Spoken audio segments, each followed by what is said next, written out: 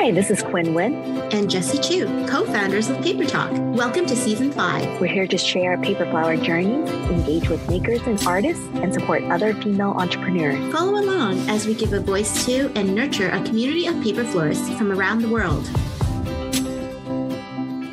Hello, everybody, and welcome to another episode of Paper Talk. Today, we have Rebecca Grant with us. She is the owner of New Creations Wedding Design and Coordination.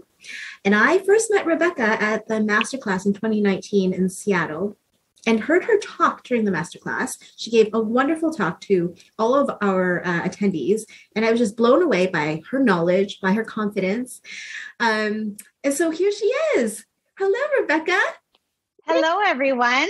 Good to see you again, Jessie and Quinn. Yeah. Thank you for having me.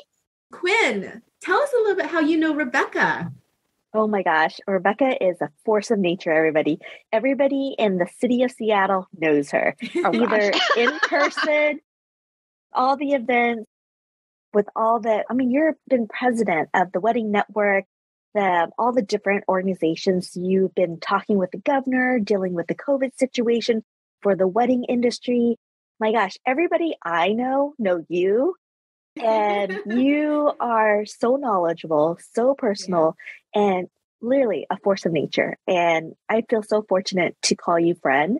And I feel even extra special because I get to see you a few times a year. Agreed. I feel the same way about you, Quinn. I literally come home and tell Brian, man, I feel like the underdog every time I hang out with Quinn. She's so accomplished and so motivated. I'm like, man, I wish I had that. She's probably blasting off ideas to you. Yeah, exactly. It's great to have friends that push you and are constantly driven themselves, because that certainly makes it just really fun to be a part of their energy and push you to the next level too. Yeah, I love it so much. Yeah. Rebecca, tell us a little bit about yourself. So I live out a town called Snohomish in Washington State. We're about 45 minutes north of Seattle proper.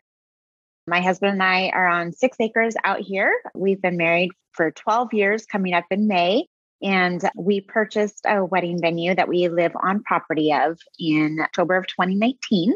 We live out here with our 2 golden retrievers, Barley and Ginger, and our 6 chickens, which just started laying eggs. So if anybody needs eggs, hit me up. Great. Good to know. Love to garden. That's kind of one of my hobbies. I spend way too much money on plants. And then, just been a wedding planner for almost 2 decades now. And then the venue ownership has been fairly new. And then when I'm not working, out gardening or spending time with my family, who all lives locally still. And of course, good community of friends here that are both wedding vendors as well as friends. So we call them frienders. I love it. It's been so amazing. You've been doing wedding for an incredibly long time. How did you first fall into that category? And because you had your business over in Hawaii first, and then you moved over to Seattle. How did you establish your name? Because your reputation is stellar here. Thank you. I appreciate that. So kind of going back to the beginning, I was one of those lost children after high school. I did not know what I wanted to do with my life at all. I was very interested in a lot more of the creative fields than the going through traditional business or systems or anything like that. So I really just had an interest in things that were very creative. So in terms of baking or culinary or florals or interior design, I had no idea what I wanted to do. So this was early 2000s. I graduated in 98. So this was early 2000s. I was really just trying to find my way. And this was kind of right at the forefront where wedding planning started to become an actual career that you can make a living out of. And so started just putting my feelers out there to see what direction I needed to go, where I needed to go in seeing if this was something I really wanted to do. And so I ended up calling, all the big hotel chains and just asking for their catering department, asking who they hire, all that good stuff. And so they were saying, well, we look for somebody with a hospitality degree. And so at the time, I thought I was going to go the hotel route and end up being a catering sales manager or something of that nature inside a hotel. So I ended up looking for schools that offered some sort of a degree in hospitality. And at the time within the US, it was either Hawaii, New York, or Florida that offered programs in that. And so my ex-husband was able to transfer his job directly over to Hawaii. So that kind of solidified the decision-making of like, well, I guess we're moving to Hawaii. So nice. We were able to, in that process, I mean, it was just a total godsend to have everything just fall into place. We had a gentleman who I happened to make a comment to at my old job, telling him I was moving to Hawaii. And he goes, "Oh, do you guys need a place to stay?" And I was like, "Yeah, we do. You know, we're looking. It's kind of hard to find." And he's like, "Well, I have a condo you can use for $100 a month.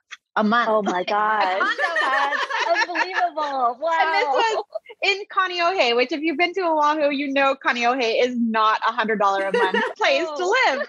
So he's a pilot for JAL Airlines. And so he's like, "I'll just be there for my layovers." So typically like 2 to 3 times a month, but other than that, it's yours. And so we ended up picking up and moving to Hawaii with our 9 suitcases. and we moved on New Year's Day. So we flew into fireworks and all sorts. So it was a very like grand beginning, right? Of moving to Hawaii. Meant to be. Yes, very much so. Yep. And then so after we got kind of settled, because I had previous coffee stand experience in my past life, I ended up applying at Starbucks and working there and worked my way up to a store manager, enrolled at University of Hawaii Travel Industry Management program. So I started classes there. And then also beyond that, about a year into our time living Oahu, ended up finding a wedding planner who was looking for a day of assistant. And so I ended up interviewing with her and just felt like, man, this could not be a better fit. Like I was so hoping that she would hire me. And I really, really wanted to work with her. And sure enough, she did. So it worked out. So I ended up working with Sandra with Finishing Touch for about like almost 4 years at that point. And while I was living on the islands, and so she just kind of got me in the foot in the door with getting to learn weddings and be her day of assistant and kind of work my way up from there. So I ended up going through a divorce. And so that's what brought me back from Hawaii to Seattle. And I moved back home June 4th, 2008. And I just needed to get my feet underneath me a little bit for the first few months. And so I moved back in with my mom. Yay. Yay for parents. Yay for parents. I was very happy I had a place to go. And then since I was working for Starbucks, they were able to transfer me directly across from Hawaii to Seattle. Oh, and so I ended up landing at a store there. So I didn't miss a day of pay, which was so great. Started just working as a barista until they could find a store that I could manage. And so then they found a store I could manage. And so then I re-promoted back up to store manager. So just really got my feet underneath me again. And then really just kind of started putting the word out there. I had business cards made. I decided on an actual business name, got that licensed and registered with the state, and then was able to kind of slowly but surely get ramped up. So I officially launched New Creations in November of 2009. And I quit Starbucks in September of 2011. So it took me a good 2 years to kind of balance out that part-time, well, it was a full-time job at the time, but kind of slowly building up the wedding planning side. And then to the point where I could feel like, okay, I think we're ready to pull back fully from Starbucks. And I will never forget that first day. It was me sitting there at the computer like, well, now what do I do? I don't know what I do. And it was just me and the dog. So what exciting factor? I think a lot of our audience wants to know, how did you know that you were ready to start your own business? Like not be doing a side job, but full 100%. I think everyone's so curious. Like they're so afraid to push that button and to jump off and do it. So what would you tell our listeners? Like, how do you know the moment? Well, it's terrifying. I'll tell you that.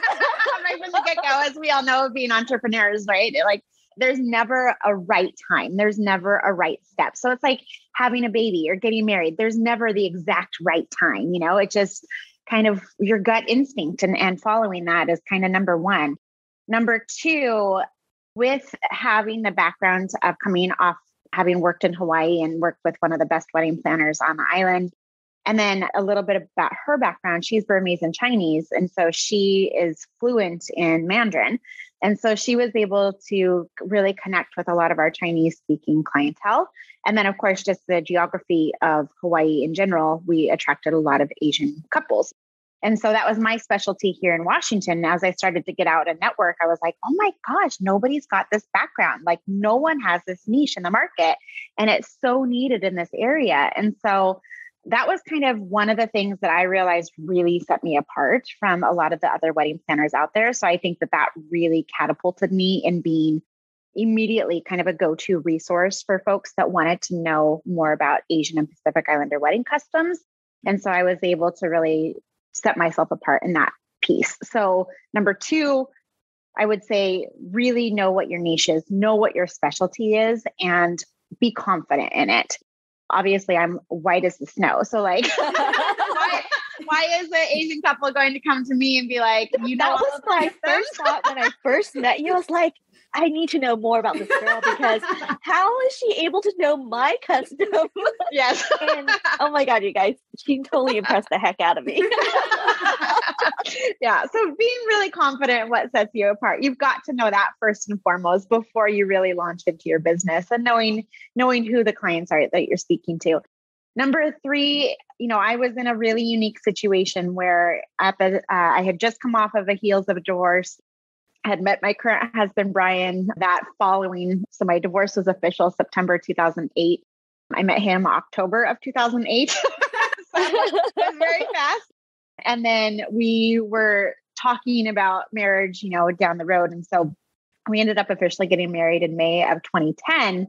And so I knew that with him having a little bit more of a steady paycheck, I was put in a position where I could take that leap a little bit more confidently than somebody who is a single woman or a solopreneur, that's just relying on themselves. So I realized that I was in a very unique situation with that, of having kind of a little bit of a backup plan and always knowing that I could go back to Starbucks if for some reason it didn't work out, because that was just an easy shoe in for me of like, okay, here's the steady paycheck, here's great benefits.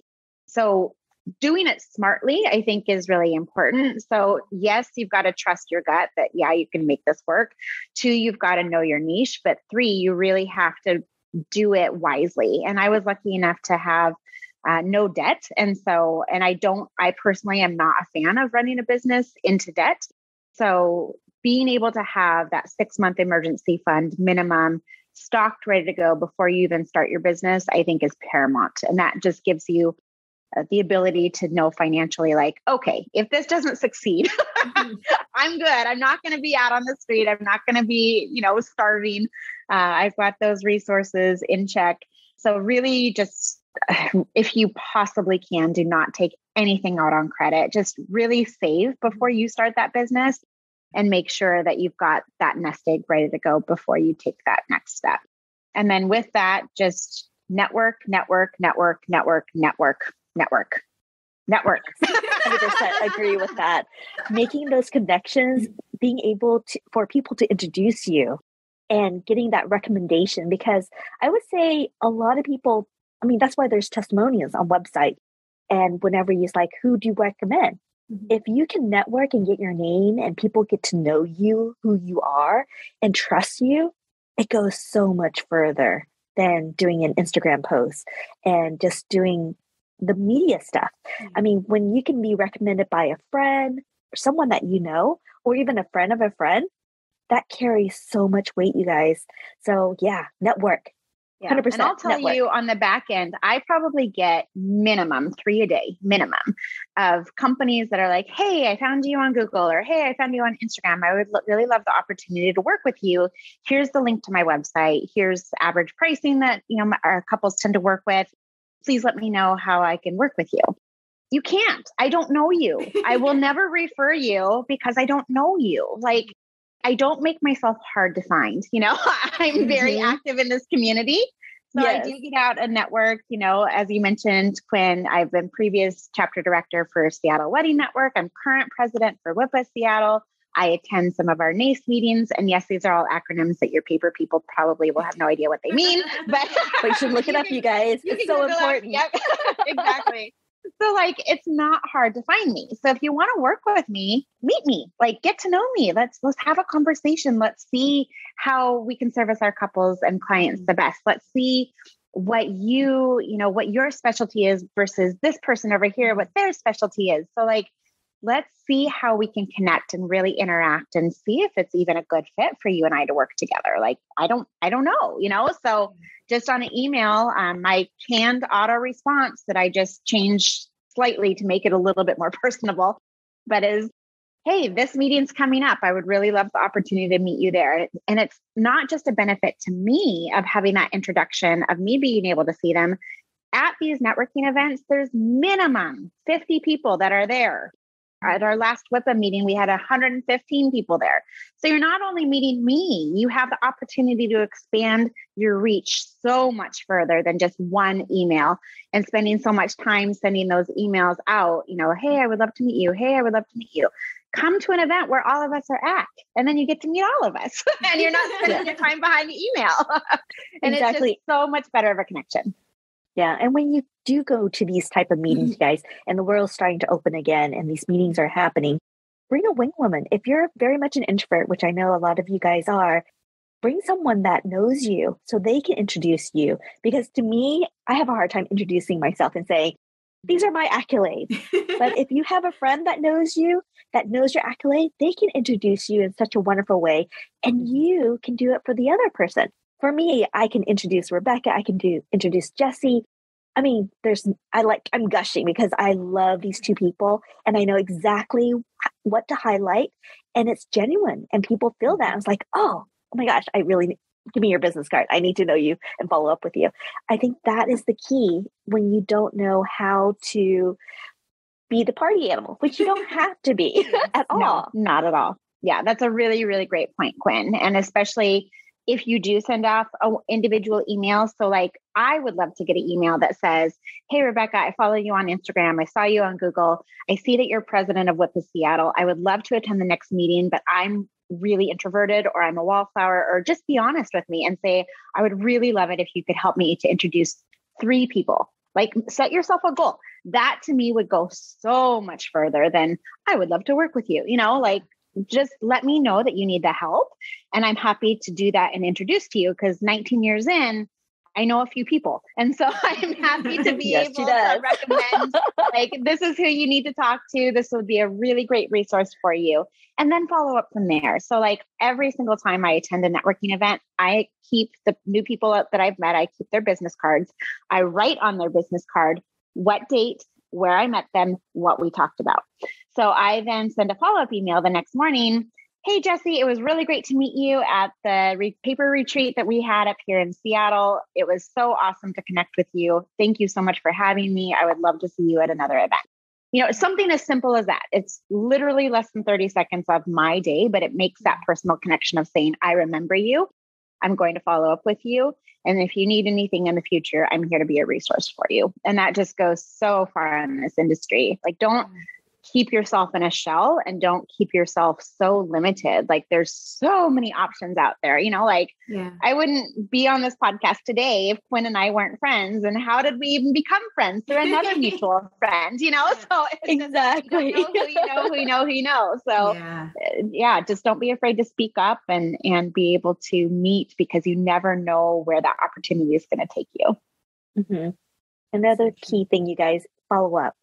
If you meet somebody and they made an impression on you and you got their business card or their contact information, or their DM on Instagram, DM them, message them and say, hey, it was really great meeting you. And one thing I do a little bit further is I discreetly take a photo of the person. If I don't have an image of them on their Instagram, if I can get a screenshot of a picture headshot, I attach the business card and I put it in my contact notes, because you can add notes and information on there. And so that gives me like, oh, this is who Rebecca is, and this is what she looks like, and this is how I met her. It's just really great trigger points. So that way, because I have a hard time, I have visually very, very good, but writing things down makes me remember things even more. And that has helped me connect all the different dots and who I met. And I think that's really important, is like, oh, Rebecca introduced me to XYZ. I write it down in my note, because you do end up meeting a lot of people, and backtracking back, that's the key part, you guys. So true. And you can kind of on a tangent to that, you can even say like at that event, hey guys, I want to get a selfie so I can tag you on Instagram, right? Like how much work, and then your minimum getting reposted. If you're in a picture with 3 people, your minimum reposted 2 additional times. And then you're seeing all of their followers. So definitely leverage those photos and leverage those tags for sure. Great content to post on Instagram. Yeah, exactly. And then you look back and be like, oh, that's when it happened. Yes. Well, right? Yeah, exactly. Well, and then it creates FOMO in the community too, because people that weren't at that event are now seeing, oh my gosh, I could have met this person and this person if I was there.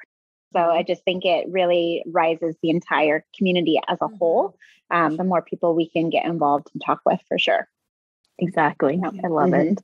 Yeah. Such great tips, that's Rebecca. That's how I use my marketing dollars, by the way. So I don't advertise in any local magazine. I don't advertise in any blog. I don't pay. The only thing I pay for is my virtual assistant to do my Instagram posts, because I would go batty if I had to do that.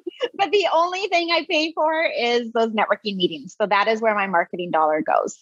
So are most of your clients from referrals? 100%. Like marketing meetings. Well, that's where my referrals come from. Okay. So I get, got it. Yeah. So a lot of my couples and clients come from past couples, the word of mouth there. And then also from those networking events. Honestly, my biggest referral sources are other wedding planners, which people find really crazy to hear. But if you know your competition and if you're friendly with them, community over competition, that referral will generate. So there's been several businesses that dissolved after 2020. And so I've gotten the pickup from those wedding planners who are like, hey, I'm no longer in business, but here's who is. You'll be in good hands. So wedding planners, and then venues, other vendors, that is 100% how I operate my business. Fully booked. And what that means for me, I do take on more than the average wedding planner. Previously, 2018 and 2019, I do about 30 to 35 weddings a year. 2020, obviously, that went down the drain. So I did 8 elopements. And then last year, 2021, I did 42 weddings because 31 of them were reschedules. Plus, I already had 11 organic ones on the books. So made it through that hell year. And then 2022, I've got 26. And then 2023, I'm already starting to book for, and I want to cap myself out at 20. And why I'm pulling back with the counts that I want to do per year. 1, I'm getting older. And 2, yes, we get that. Can't be on my feet all day for too much longer.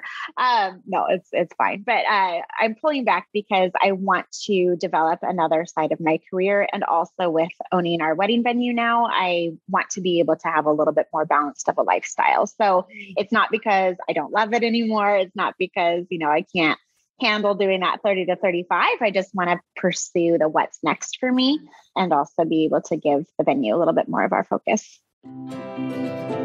The Awesome Blossom workshops are wrapping up and we're celebrating with an in-person party. We're hosting a workshop from May 13th to 15th at Hope Flower Farm and Winery in Virginia. We'll teach you how to make tubing flowers and how to arrange your paper bloom. Plus, internationally acclaimed fresh florist, educator, and designer Holly Chappell will teach you her Hollyish style of arranging using freshly cut flowers from her farm, and you will arrange alongside her. Tickets are only limited to 20 students and they're available to purchase starting March 25th. So if you're one of our Awesome Blossom students and you have the golden ticket, you can grab a spot right now and save $500. Come and celebrate with us face to face. Head over to our website now and reserve your spot. We can't wait to meet you.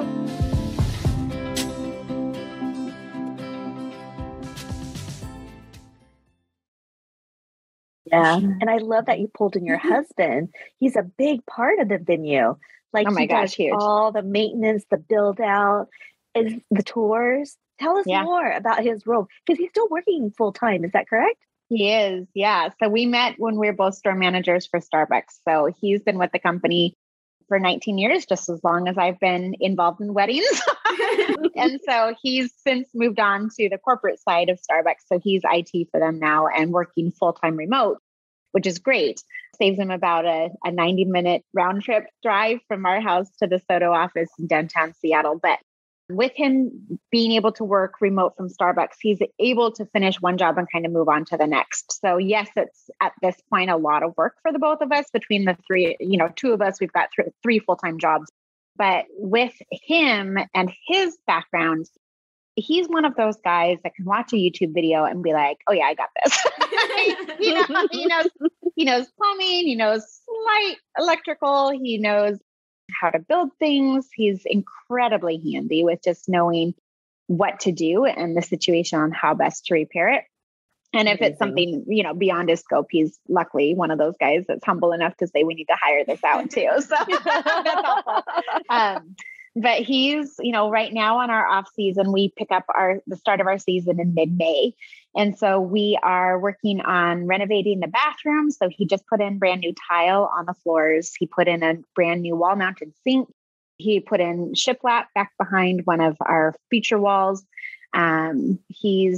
Next will be renovating behind our bar area and redoing that whole process. So it's easier for the bartenders. So he definitely knows how to do a lot. On the customer client facing side, that's where you come in. He's that introvert. He's that person that needs a wing woman, which is me.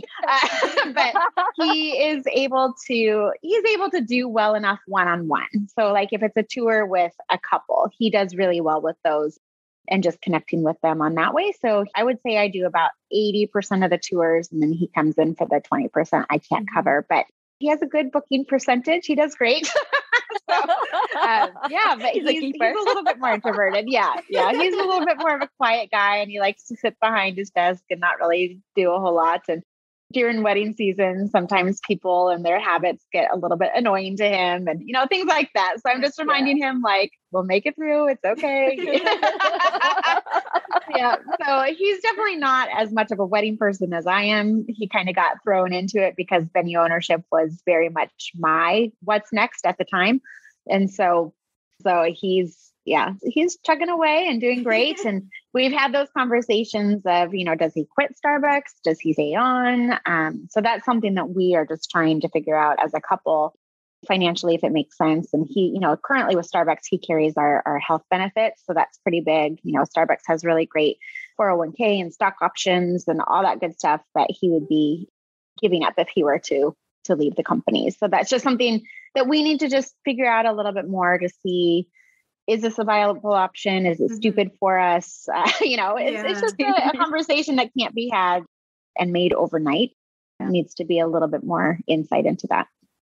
Well, what's your thinking behind purchasing the venue? I mean, obviously that means expanding your business or the different arms of your business. How did that decision get made? And what were you thinking about when you were making those decisions? Because a lot of us, we're thinking of either finding a spot to rent for a retail spot or investing in a big computer or a printer, something of that's really expensive to invest in. What are the things that you think about?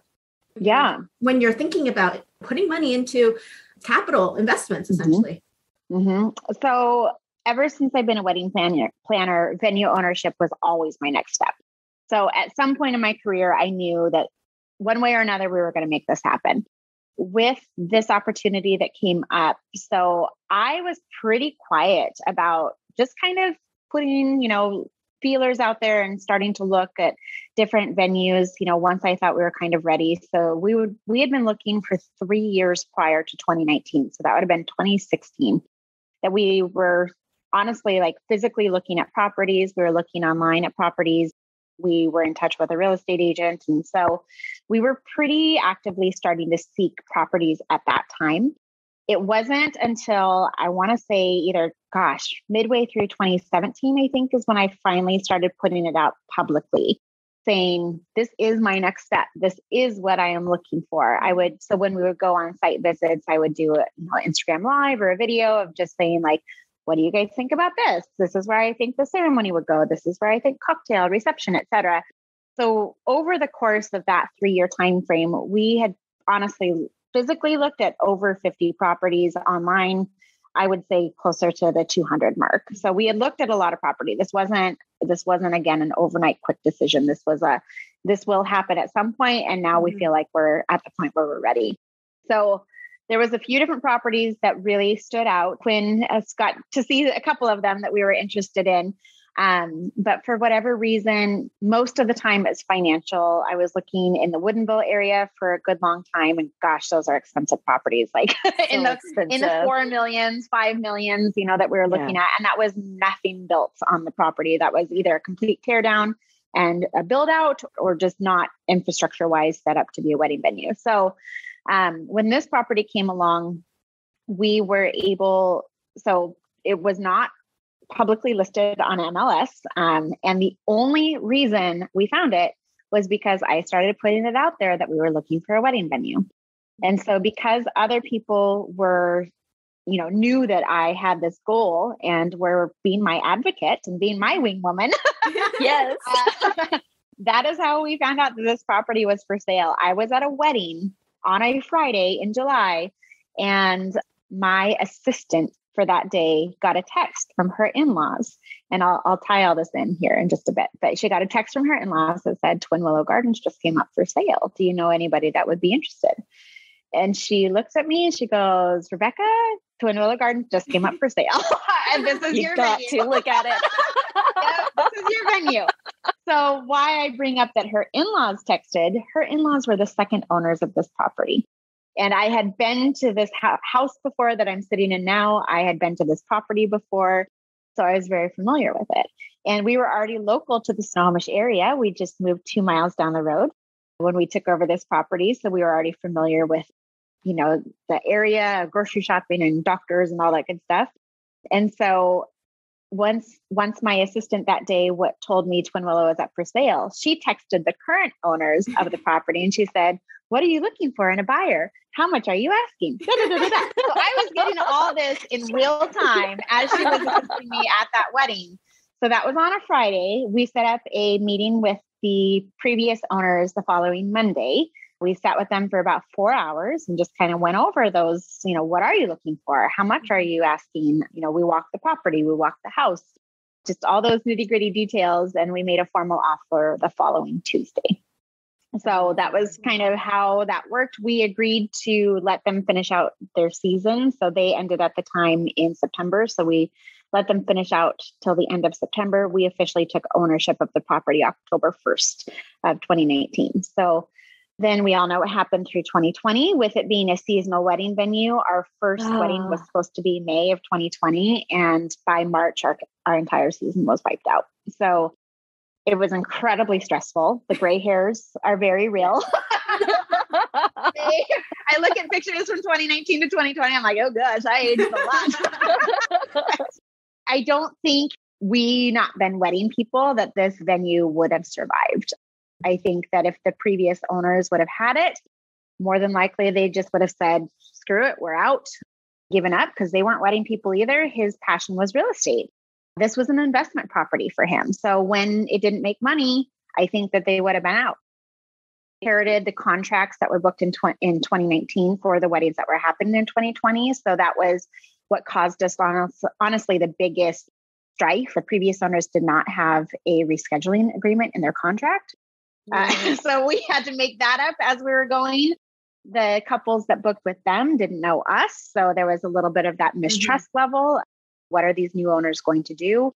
So we just tried to be super communicative. I popped on Instagram Live more than I've ever been on in my life, because as Quinn mentioned very early on, I was one of the 4 that spoke directly with the governor's office every single week through 2020, trying to represent the Washington state wedding and event industry and getting us reopened. And so because I was at the forefront of those conversations, I could easily communicate what was happening with my couples. So just really trying to be uber communicative on Instagrams and doing blast emails saying, this is what's happening. Here's the current updates.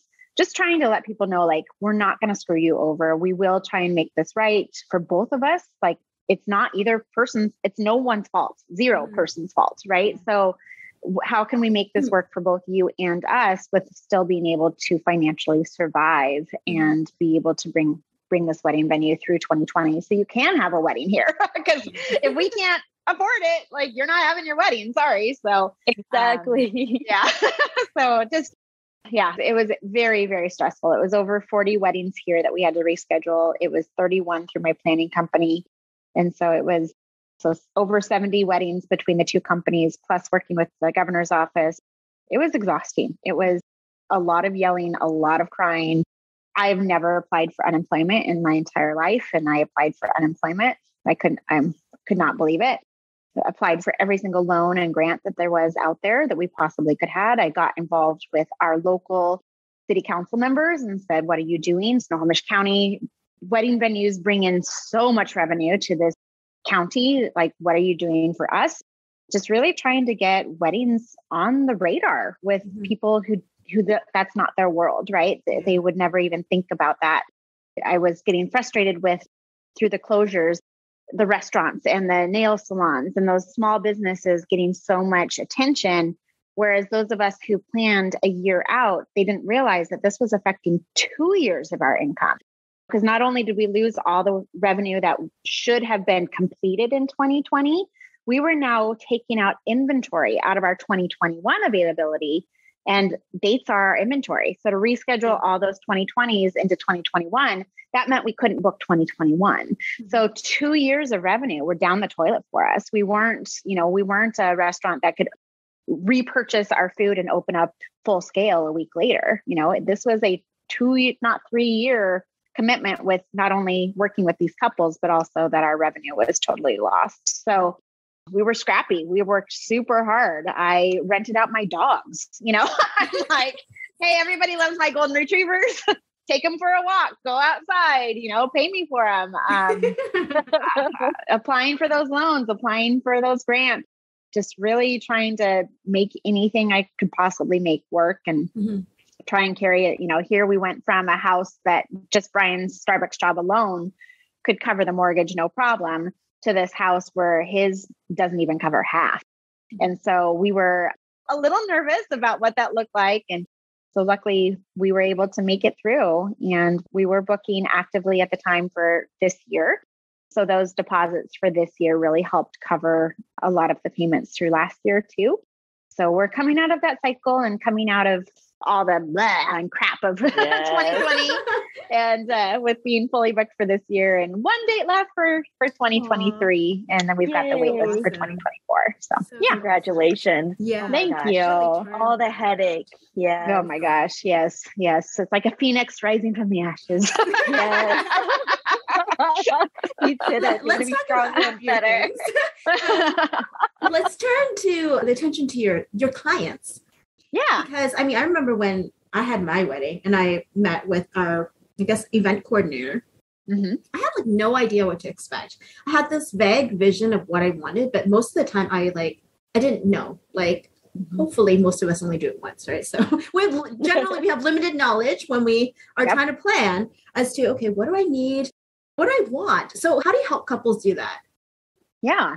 So just even on their initial inquiry form, one of the questions that I ask them is fast forward to the end of the night in your mind. And when you and your husband or wife or partner is sitting there in your getaway car, driving back to whatever hotel you're going to stay at, what do you guys want to be talking about?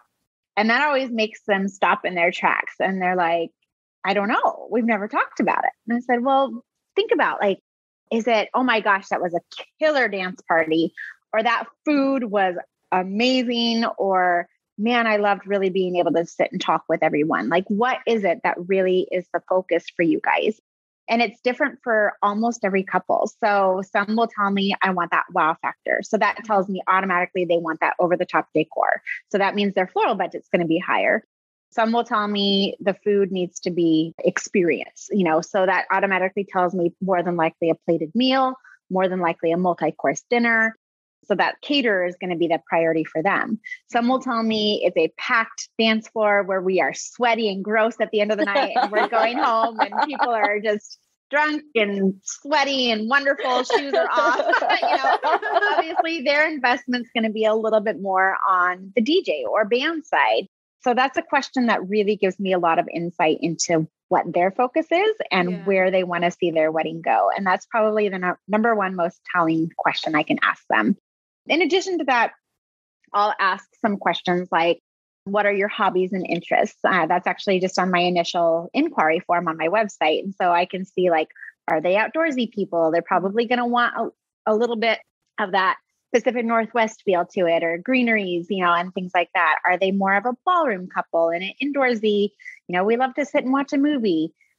That is probably going to be a little bit more straight-laced traditional wedding. So just getting that insight initially right off the bat, and not being afraid to ask those questions, because that gives you a lot of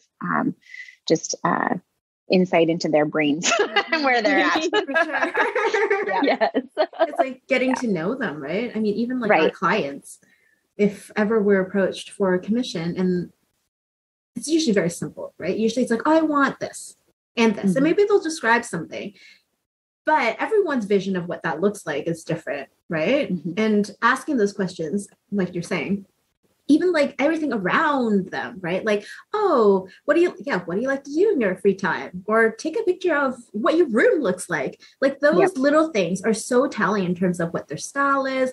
What are they actually asking you? Like, what are they actually asking you to do for them? Because a lot of people, it's all in their mind. So they say it out, but we might not understand exactly what they mean. And so I think our job as artists, and your job as the wedding planner, is to try to interpret it the best that we can. But that, like you said, requires asking the questions. I think more questions than less is probably yes, right? Absolutely. Yes. Yeah. And one of the questions that kind of feeds into that, I'll ask them, what do you want to see from a wedding planner? What are you hoping to get from me? And so that way I can see like, okay, are their expectations realistic? And like, I can do that with my hands tied behind my back. Or are there expectations like, we want you to be at our beck and call on demand every single day of the week? No way, Jose. Sorry. We're not a good fit anymore. No, we're not a good fit. Yes. And I absolutely, and that has 100% come with experience, but I have absolutely turned a couple down midway through the consultation and just say, you know what? I don't think we're ready to be having this conversation right now. Either they're not far enough along in having the conversations with each other or their parent, or, I don't think that I'm going to be the best fit for you in terms of what you're looking for. Here's ABC planner who I think would be a great fit for you, but I just don't think it's going to be me. Early on in my career, hell no, that never would have happened. It absolutely comes with confidence and with experience, and knowing that if that couple doesn't book me, somebody else will. And I'm not going to be impoverished, like, oh my gosh, if I would have just gotten that one booking, my financial situation would have been so much better this year, whatever. Like, just comes with that confidence and knowing like, I have a great reputation. There's enough referrals coming in. I'll be fine. Yeah. I think you're totally right. It takes experience to say no, because you're always, part of it is FOMO, right? Whether it's financial or whether it's opportunities, or maybe you're flattered because someone emailed you and was like flattering you and you're like, oh, I have to do this. But I do believe that you need boundaries, right? Because if you don't have those boundaries, no matter how much somebody pays you, like you don't want to be staying up all night dealing with calls because they're freaking out about their wedding, or they're emailing you all the time asking for updates on what you're doing. And like, you just, you need to know where to draw those boundaries. And I think saying no is one of the most powerful things you can do. It absolutely is. No in a nice and polite and authentic way. But I mean, it saves you and it saves them, to be honest. I mean, it saves them as well of the grief of working with someone who might not meet their expectations of how you're going to deliver your service. So absolutely. I think that's a really good tip. And Jessie, that is a perfect addition to also telling that couple or your commission client what you need from them. I didn't used to do that as part of my consult. I have started doing it because I need couples that are going to be responsive, as I'm sure you guys do too, right? You can't move on to your next step if you don't have that answer. And so telling them like, my expectation for myself is to get back to you within 24 hours or less. I don't have that same expectation for you. I do want a response within 48 hours though. You shouldn't have to be waiting more than 2 days to get an answer back from your client. And I tell them like, my hands literally are tied. I cannot do my job. I cannot move on to the next step until I hear from you. So that is imperative for a worthwhile relationship. And then secondly is also a lot of trust. You guys as artists, you will take some creative license in what they've given you. I do the same. I build them the next step. I build them, out what is going to happen when. I'm putting together a lot of the visual side for their wedding day. So having that trust and am I going to be a good fit? Not only for the process, also for the vision, but also on execution on day of. Can you see me with your wedding party? Can you see me with your parents? Can you see me guiding you through the day? If you can't, then let's stop this conversation now. But if you can, and you think I'm going to be the right fit for you, let's continue on and have that conversation. So it very much is, you do not have to take on every client that comes your way. You have that ability and that power to say, no, we're not going to be a good fit. And sometimes that is absolutely the best thing you can do for yourself. And setting that expectation, not only for yourself of what they can expect from you, but what you can expect from them in return, because it very much is a two-way street. And, I know on average, my from booking to wedding day is about 9 months to a year and a half. With your commissions, I would imagine it's probably a little bit shorter, but still you're dedicating a little bit of time to that person. And so just making sure that it is a really good fit all the way around. For sure. Sure. Such great. The hour has gone by so fast. Oh, wow. We're already to noon. Yeah. So I'm going to wrap this conversation up. And I have to ask you, you did over 70 weddings last year. How did you pamper yourself and recover from such a hectic wedding season? That's unbelievable. I'm going to take you on a little walk because I will show you how I pampered myself. All right. So those of you that are watching on video, you get a little bit of a tour of my home here, and I will show you what I did. Okay. Can you see it? Oh my gosh, you guys. Oh, this is excellent. So she ended up giving one of these amazing, is it Korean massage? It's Japanese. It's the Daiwa massage chair. Oh my gosh. Yeah. Sink into it. Yes. And it's the whole body. Whole body. What a great investment. Yes. Oh my gosh. I love it. Yes, it was a wonderful investment. I use it every day. So we have a hot tub at this house too. So I go hot tub, massage chair, bed. It's wonderful. Oh my gosh. What a wonderful way to end the night. Yes. Not too shabby. No, not too shabby at all. I think that's the best pampering that we've heard so far for the season. Yeah. And I would say kudos to you for taking care of yourself. Yes. My body needs it after those 42 weddings. Right? Oh my God. On your feet, pretty much running around and lugging things. Yeah. Yes. Wow. Needed for sure. Yes. So thank you to my generous couples that gave me wonderful gratuities this past year, and I was able to afford that massage chair. So yay. Thank you to them. Yay for wonderful couples. Yes. Amen to that. Yes. So true. Oh, thank you so much, Rebecca. You gave us so much tips and advice and so much good information. And I think our audience is going to love hearing all this. Yeah. Awesome. I hope so. Thank you both for the opportunity to come on and see you again. And thank you so much. And people, feel free to email me if they have individual questions. If you're local to the Seattle area, I'm going to invite you to a networking meeting. Love it. Everyone can just, exactly. If they have any individual questions, they can email me at info@newcreationsweddings.com. Awesome. Thank you so much, Rebecca. Thank you, Jessie. Appreciate it. We would love to thank you, our listener, and especially our patrons for supporting our podcast, Paper Talk, and for making Season 5 possible.